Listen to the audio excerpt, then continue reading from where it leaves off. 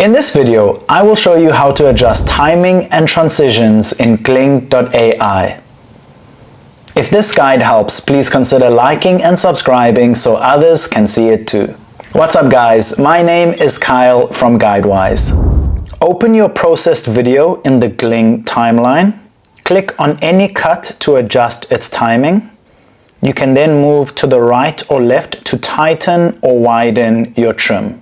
If transitions are available in your version of Gling, you can select a clip and choose a transition style. You can then preview your changes by pressing play or tapping the spacebar.